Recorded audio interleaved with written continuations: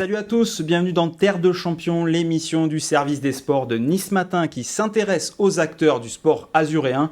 Aujourd'hui, dans ce nouveau numéro, on va parler volley avec Romain Laronche à ma gauche, journaliste au service des sports de Nice Matin. Salut Romain. Salut Christopher. Je le disais en préambule, donc aujourd'hui on va parler de volleyball et du Nice Volleyball avec son entraîneur qualifié avec son équipe pour les quarts de finale des playoffs du championnat de France. C'est Brice Donat. Salut Brice et merci d'être avec nous. Bonjour, merci beaucoup à vous. Alors on a une coutume dans cette émission, c'est que chaque invité est présenté en amont, avant nos échanges, par Romain justement. Et ça va être encore le cas aujourd'hui. Bonjour Brice, merci d'être venu sur le plateau. Donc vous avez 49 ans, vous êtes le coach du NVB depuis cette saison. On l'a dit, qualifié pour les playoffs, on y reviendra. Le volley, ça fait partie de votre vie. Hein. Vous êtes né à Saint-Quentin dans l'Aisne. Vous avez débuté dans ce club là où votre père Adrien était président pendant 33 ans. Alors même si pendant votre enfance, vous avez hésité un temps entre le volley et le football, vous avez joué comme attaquant, vous êtes tourné définitivement vers le volley à l'âge de vos 12 ans. Votre mère redoutait aussi une blessure au foot. Donc il y a eu une dizaine d'années de carrière professionnelle, longuement à Saint-Quentin, puis Orange, Sète et Poitiers. C'est d'ailleurs à Poitiers que vous ferez vos débuts d'entraîneur. Vous étiez entraîneur-joueur à 37 ans. Coach, vous aviez ça en vous déjà à l'époque ? Oui, je pense que en fait, déjà de par mon poste, j'étais passeur. Donc en fait, le passeur, c'est le joueur qui organise un petit peu le jeu, c'est un peu le leader de l'équipe sur le terrain. Et oui, j'ai toujours aimé coacher. J'ai coaché des équipes de jeunes pendant ma carrière de joueur pro. Et puis j'ai fait des études, j'ai fait une maîtrise de STAPS, donc pour être normalement professeur de PS, mais okay. Je m'étais orienté sur l'entraînement, option entraînement et performance. Ok, donc Poitiers, vous allez y rester longtemps, pendant 11 saisons, le club avait connu des difficultés financières et quand vous récupérez l'équipe, vous parvenez à la faire monter d'abord en Ligue B puis en Ligue A. À Poitiers, vous avez aussi remporté la Coupe de France, ça c'était en 2020, donc un beau CV qui s'est construit là-bas. Mais après 11 saisons, vous avez senti qu'il y avait besoin d'un nouveau challenge, c'est pour ça que vous êtes parti à Nice ? Oui, complètement. Je pense que comme tout bon sportif, il y a un moment, il faut se challenger, il faut retrouver un nouveau projet. Et à Poitiers, j'ai fait énormément de choses, je me suis énormément investi. Comme vous l'avez dit, on est parti d'élite, on est arrivé jusqu'en demi-finale de la Coupe d'Europe. L'élite qui est, pour juste préciser, la 3e division en France. Ensuite, il y a la Ligue B et la Liga. Exactement. Donc, oui, on a fait champion de France élite, champion de France Ligue B, on est monté en Liga. On a fait les playoffs quasi systématiquement, sauf hormis les 2 dernières saisons. Et puis, vainqueur de la Coupe de France en 2020. Et puis, demi-finale de Coupe d'Europe contre Belgorod, une énorme équipe européenne en 2019. Donc, un beau parcours. Et puis, voilà, et là, il y a eu cette envie de changement, cette envie de renouveau, se challenger. Et il y a eu l'opportunité du club niçois. Donc, j'ai sauté sur l'occasion et je pense que j'ai bien fait. Justement, on le dit, première saison à Nice et tout de suite une 5e place de saison régulière, des playoffs à jouer, ce sera donc contre Tours, avec 2 premiers matchs là-bas les 4 et 6 avril, les suivants matchs 3 et 4 à Nice et une belle éventuelle le 18 avril en Touraine, donc au meilleur des 5 manches. Tours, c'est un gros CV du volley français. En gros, qu'est-ce qu'on peut espérer déjà de ce quart de finale à Nice et pour Brice Donat, mais aussi, plus globalement, de ces playoffs ? Alors, il est vrai déjà, avant les playoffs, c'est vrai qu'on a fait une saison assez exceptionnelle puisqu'on s'est qualifié dans le top 8 très rapidement et on a fini 5e du championnat. C'est peut-être aussi une place européenne. Ça va dépendre en fait de la distribution des places européennes. Mais là, au niveau des playoffs, et évidemment qu'on tombe sur une très grosse équipe, une équipe habituée de ce genre de rendez-vous puisque tous les ans, Tours est soit en finale de la Coupe de France, soit champion de France. Enfin, ils sont tout le temps là et avec des gros parcours en Coupe d'Europe. Donc nous, c'est un nouveau challenge, c'est que du bonus, mais par contre, il est certain que je trouve que mon équipe n'est pas essoufflée. Moi, le premier, on a envie de plus, on a envie de continuer à créer la surprise, parce que cette année, on a créé la surprise et on veut continuer à le faire en play-off. Et on a fait, je pense, une bonne répétition de play-off avant de les démarrer, puisque le dernier match du championnat était à Tours. Nous avons été à Tours devant 3000 personnes en direct sur beIN Sport. Donc je pense qu'on a déjà essuyé un petit peu les plâtres. Il y avait quelques joueurs qui étaient un petit peu stressés de l'enjeu parce que si on gagnait ce match, on passait 4e et c'était une place européenne sûre. On s'était mis un petit peu de pression et je pense que là, pour le début de ces playoffs, cette pression n'existera plus. parce que voilà, que du bonus. Voilà, c'est que du bonus. On a déjà joué à Tours, donc on sait ce que c'est.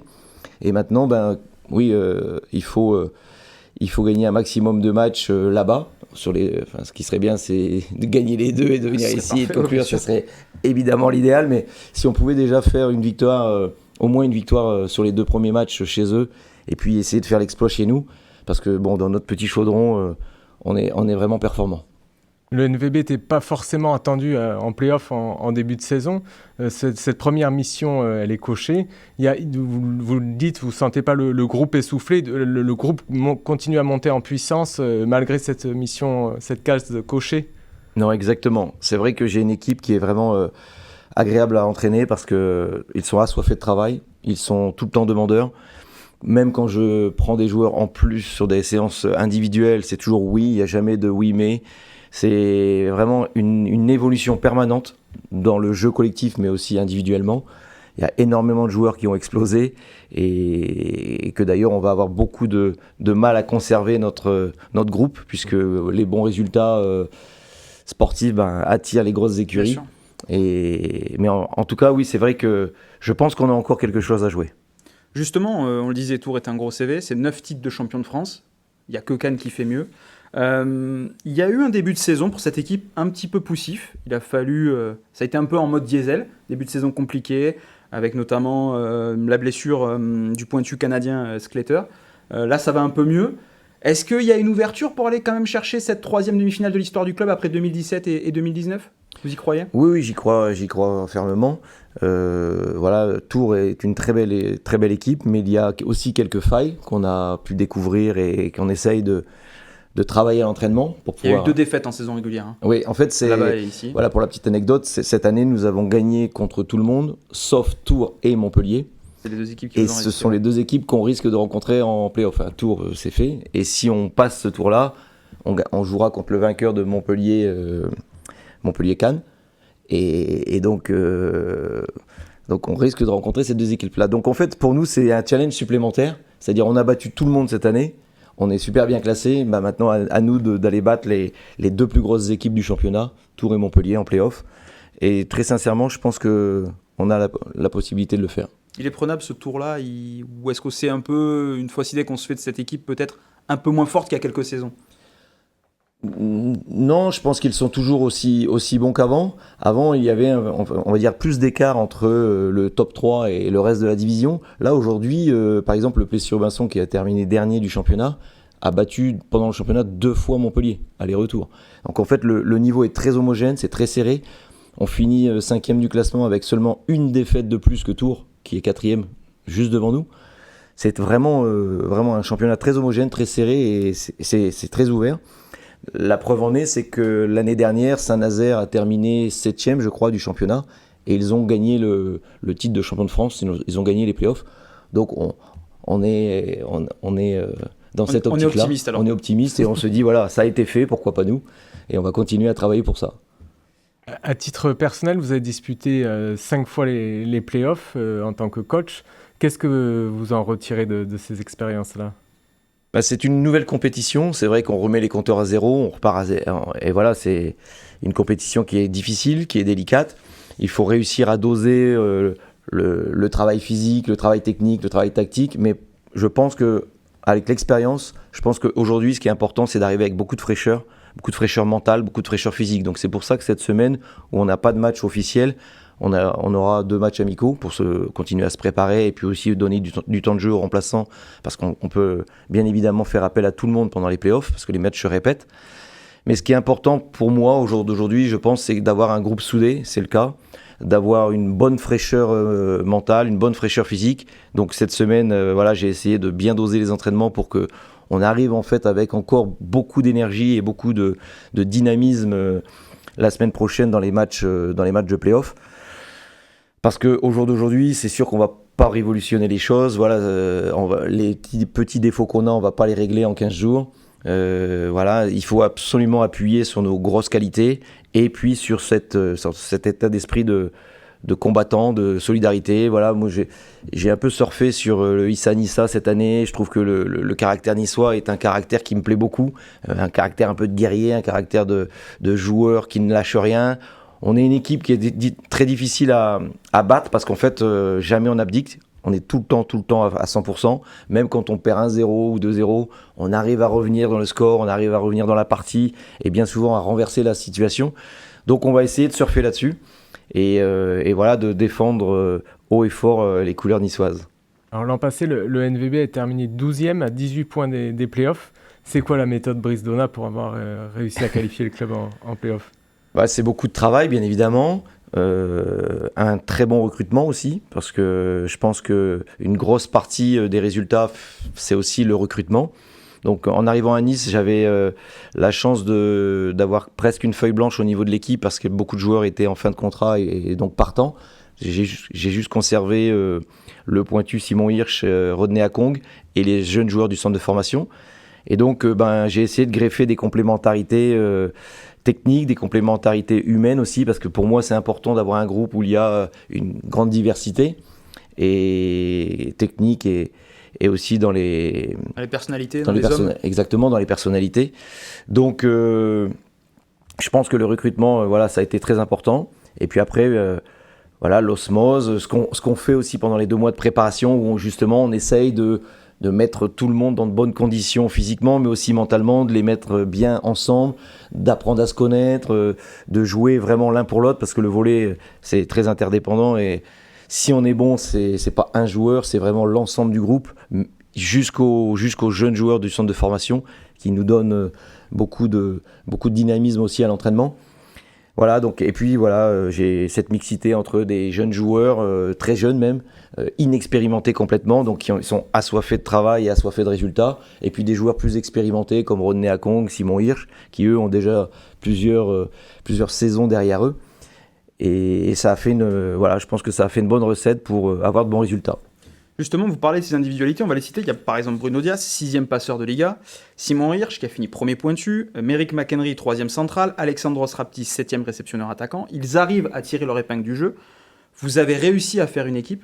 Comment vous faites justement pour créer une équipe? On en a parlé, il faut que les jeunes et les anciens puissent avancer ensemble, mais comment on construit ce collectif, cet esprit d'équipe? Vous savez très bien le faire, Fabrice, c'est pour ça que je pose la question. Oui, c'est vrai que c'est quelque chose qui me tient à cœur, c'est quelque chose que j'aime faire. Alors en fait, c'est vraiment un travail quotidien. C'est dans les exercices où je demande beaucoup de cohésion, d'échange dans les exercices. Je mets les joueurs, par exemple, en situation difficile les uns avec les autres, et pour créer de l'entraide. Beaucoup d'exigences pendant les entraînements, beaucoup de rigueur pendant tous les entraînements, mais par contre avec toujours le sourire, toujours le plaisir de jouer ensemble. J'aime bien être proche de mes joueurs, j'aime bien être un peu le grand frère, le papa, enfin voilà, j'ai différentes casquettes. Et de temps en temps, je suis très strict, mais de temps en temps, je suis le premier à essayer de détendre l'atmosphère quand je sens qu'il y a beaucoup de pression ou trop de stress. Donc je pense que j'ai un côté de coach qui marche plutôt bien, c'est le feeling. Je sens bien en fait les choses, je sens bien l'humain, et j'arrive à faire sourire des joueurs qui ont des caractères un peu fermés ou introvertis. Et puis j'arrive à être... je pense que la cohésion entre le staff technique et les joueurs est très importante. Donc c'est pas je suis le grand patron, le grand boss et vous faites ce que je dis. Évidemment, ça marche pas. Si on se comporte comme ça, souvent c'est évidemment que les joueurs vont mettre en place ce que je leur demande aux entraînements ou pendant les plans de jeu. Mais voilà, j'essaye toujours qu'il y ait des échanges, que même si ça vient de moi, j'essaye de faire croire de temps en temps que ça vient de... Enfin, on essaye d'être, on va dire, psychologue, très psychologue, ou malin. On essaye de mettre un peu tous ces ingrédients pour réussir à créer une bonne mayonnaise dans un groupe. Ça a très bien fonctionné cette saison, notamment avec Noah Martila, qui est un Finlandais de 19 ans et qui a remplacé un peu au pied levé Riley Barnes, oui. le Canadien Riley Barnes, exactement, qui s'est blessé. C'était pas forcément évident de le voir rayonner, et c'est le cas.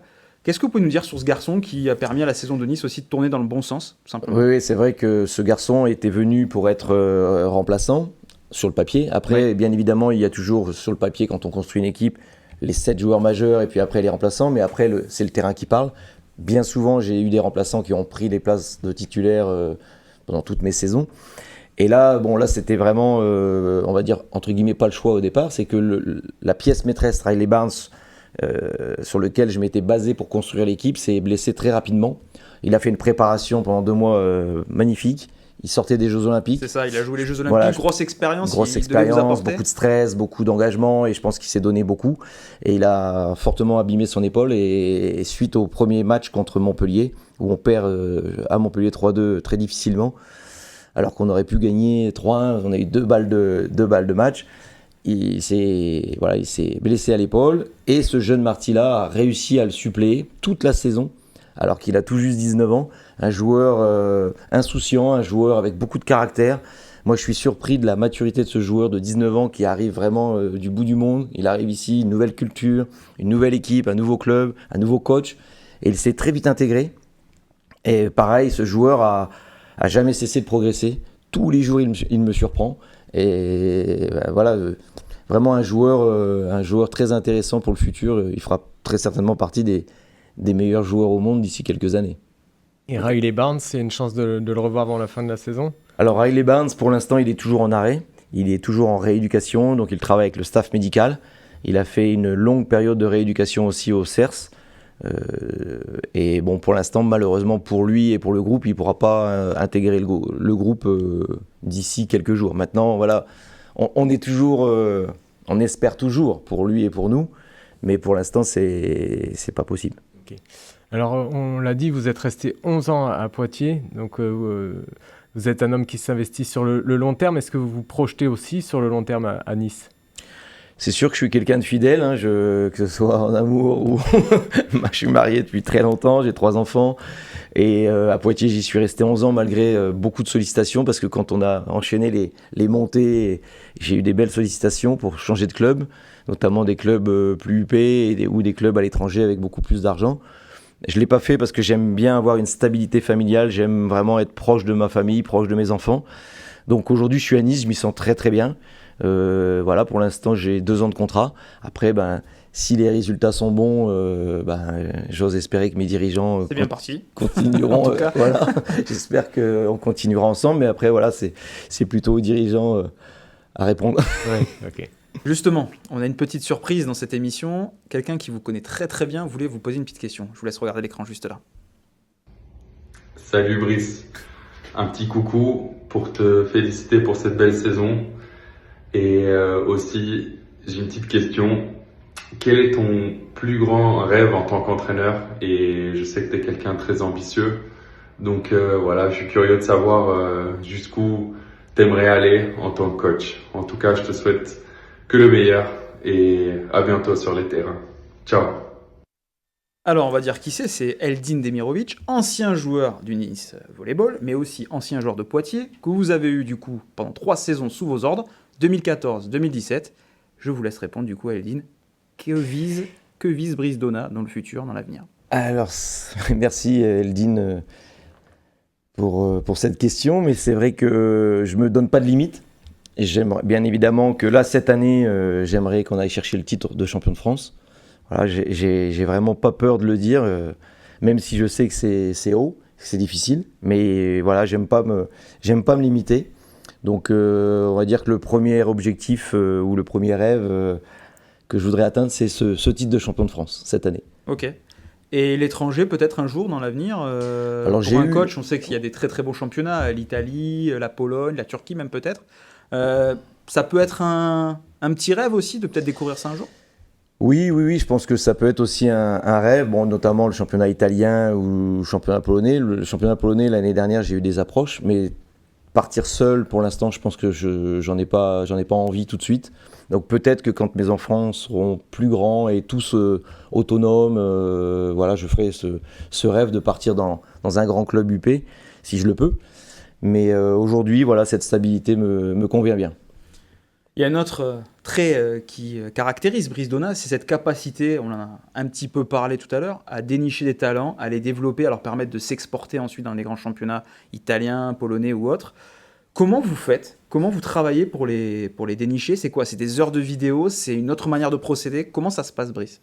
Alors oui, c'est vrai que c'est beaucoup d'heures de vidéo, énormément. C'est vraiment un travail quotidien. Donc en fait, moi j'ai mon quotidien avec mon équipe, mais je fais aussi, parallèlement à ce travail de coach quotidiennement, je fais un travail de manager quotidien. Je suis tout le temps en train d'observer les championnats à droite et à gauche. Aujourd'hui, on a des logiciels qui sont très intéressants et qui permettent en fait de visualiser quasiment tous les championnats du monde en très peu de temps, parce que c'est décortiqué, analysé, et donc en fait on peut aller très vite pour voir un match.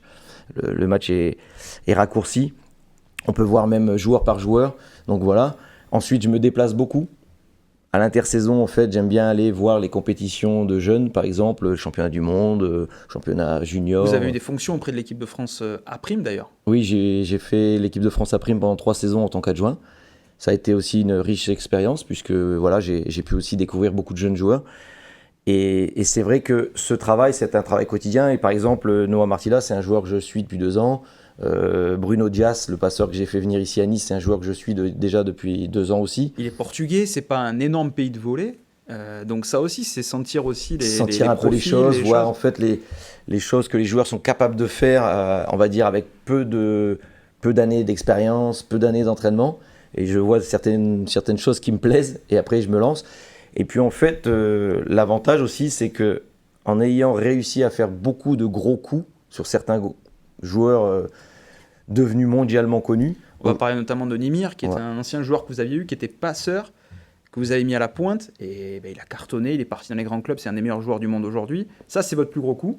Oui. Donc il y a une vraie fibre chez vous. Oui, c'est vrai. Et grâce à ça, par exemple, pour Nimir, l'exemple de Nimir, c'était mon passeur. Il avait signé 2 ans à Poitiers, c'était mon passeur pendant 1 an. Et puis j'ai découvert chez lui des talents d'attaquant plutôt, quelqu'un qui veut être sur le devant de la scène, qui veut marquer les points, voilà.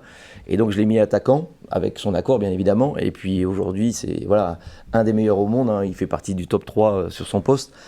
Et ça a été un grand combat avec le sélectionneur contre son agent, aussi. contre le sélectionneur néerlandais. Ils m'ont mis énormément de pression, que j'allais lui casser sa carrière, que c'était pas bien ce que je faisais. Et puis aujourd'hui, grâce à ça, ils sont devenus des amis. Et grâce à cette découverte et ce projet qui a explosé, j'ai eu aussi Mikama, un passeur américain. J'ai eu aussi Constantin Abaev, un passeur russe que j'avais fait venir à 19 ans. Et en fait, la réussite de tous ces talents-là, qui sont aujourd'hui mondialement connus, vous permet de séduire d'autres jeunes qui disent Brice Donat sait faire, on le connaît et on va pouvoir. C'est exactement ça. C'est que maintenant, les jeunes n'ont pas peur de venir, au contraire, parce que bien évidemment, avec les réseaux, tout le monde se parle, les joueurs se parlent entre eux. Et les sélectionneurs, en fait, m'envoient des noms. Donc, en fait, par exemple, je sais pas, aujourd'hui, je suis en train de suivre un jeune joueur argentin, donc le sélectionneur m'envoie un nom, il dit « Ouais, suis-le. » Donc, je le suis et. En fait, maintenant,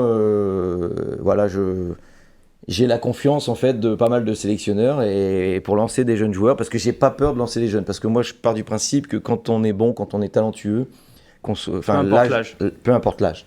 Après il y a des joueurs à 19 ans, ils ont la maturité d'un joueur de 23 ou 24 ans, donc faut pas avoir peur de les lancer. Et puis en plus ça met une fraîcheur à l'entraînement, parce que pour un entraîneur c'est aussi important aussi d'avoir un quotidien qui soit positif. Et des joueurs qui se battent tous les jours à l'entraînement, qui soient tous les jours à 100%.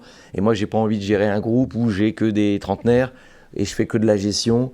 Un peu de travail athlétique et puis après un petit peu de gestion et de mise en place tactique.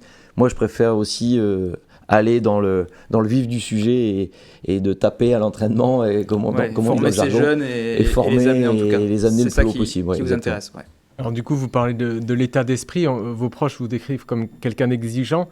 Ce collectif-là, il a répondu à vos exigences depuis le début de la saison ? Complètement. Énormément d'exigences au quotidien, dans les exercices, dans les entraînements, dans les plans de jeu. Et tous les joueurs ont répondu présent. Vraiment, j'ai une équipe très disciplinée. Ça s'est fait, ça s'est créé, mais je pense qu'il y a aussi beaucoup de joueurs qui avaient cette nature et qui avaient justement ce besoin de discipline. Et ça a très bien fonctionné. Même les Français se sont pliés, parce des fois on entend que les Français ont plus de mal avec l'exigence, la discipline. Non, là, vraiment l'intégralité du groupe, tout le monde s'est bien mis dans l'état d'esprit du coach. Il y a Brice Donat, l'entraîneur, il y a aussi l'homme, et il paraît que vous êtes un touche-à-tout.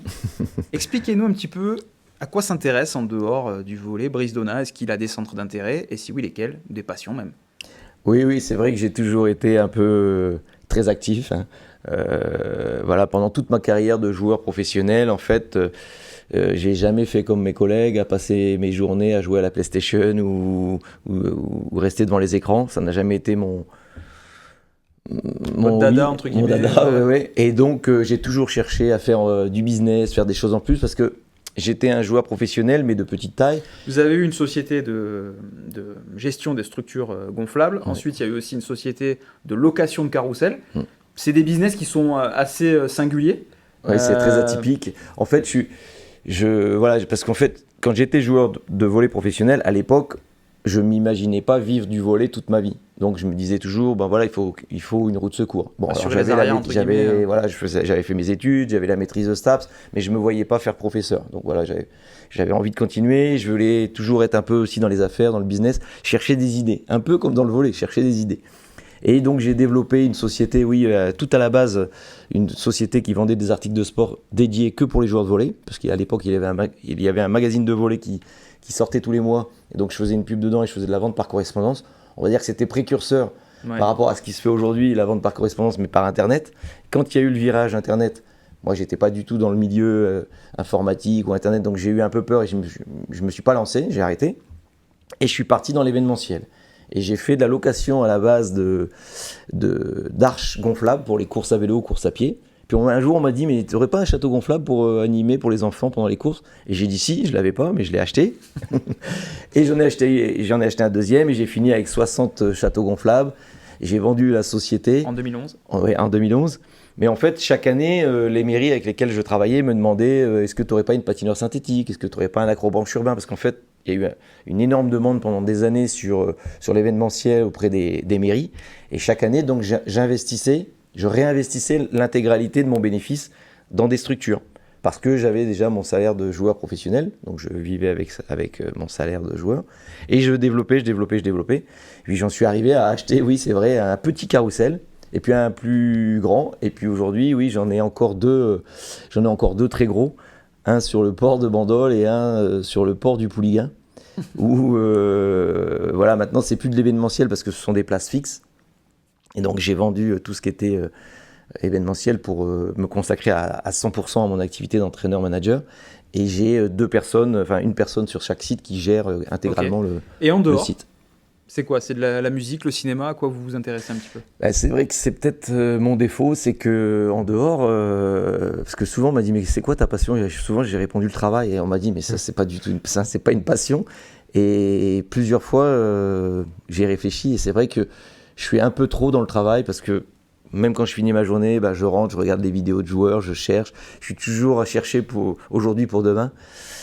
Après mes passions aujourd'hui, on va dire qu'essentiellement ce sont les sports de mes enfants, jouer et partager des moments avec mes enfants. Ça, c'est vraiment mon grand plaisir. Vous avez 3 enfants, il y en a un, en tout cas un garçon qui fait du foot et l'autre du volley. Exactement. Voilà, donc c'est hier, un par peu exemple, ça aussi. hier, j'ai emmené mon fils à la sélection régionale élite U15, Méditerranée. Voilà, là, je prends un énorme plaisir à regarder mon fils évoluer avec les meilleurs de la région. Enfin, ça, c'est vraiment le plus grand de mes plaisirs et c'est ce qui m'enlève, en fait, on va dire, tout mon stress. Ok, super, merci Brice, on a appris à vous découvrir un peu plus en profondeur grâce à votre venue sur notre plateau. Merci à toi Romain également. Merci à vous. Merci également en régie à Sophie Doncé, Chloé Voirgard, Margot Manta, Karine Bautier et Philippe Bertini. Ces aides précieuses à la réalisation et à la confection de cette émission. Nous on se retrouve le mois prochain, vous avez l'habitude maintenant, avec un nouvel invité. D'ici là, portez-vous bien. Salut, bye bye.